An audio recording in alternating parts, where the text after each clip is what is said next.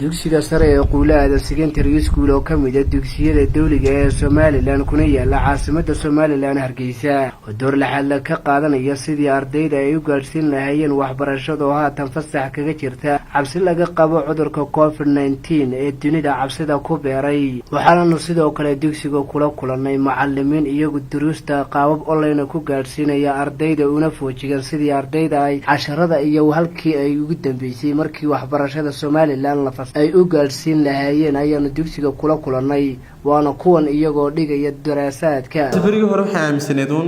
a living teen can drive it from a living teen geesta kale waxaanu dugsiga kula kulanay maamulaha dugsiga Quulaada Secondary School Maxamed Cabdiraxmaan Maxamuud Karaamo oo naga warbixiyay haatan halkay waxbarashadu u marayso ardayda fariimo kala duwan oo diray ardayda wax ka barata dugsigaasi waxaana hadaladiisii kamid ahaa ayna ku socdaan hab online arday walba albaabkii iskuulku ma xiran laakiin duruusada gurigaaga jooga ay si fiican kugu socotaa waxaan aad ugu mahadnaqayaa TV-ga VOS oo aad nooga caawin barnaamijkaasi inoo hirgalo si maqal iyo muuqaalana ardayda casharadooda ay ku gaaraan isla markaana barta YouTube-ka aynu ku leenahay Quulaada Secondary School channel-kaasna waxbarashada iyo aqoonta oo dhan laydinku soo shubay ilaa imka meel fiican bay arday noo maraysa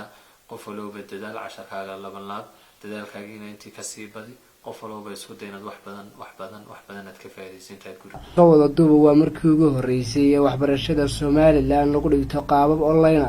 cabsi laga qabo cudurka COVID-19 awgii Cabdikariin Ciise Cabdullaahi Istaji warbaahinta madaxa banaana VOS News magaalada Hargeysa.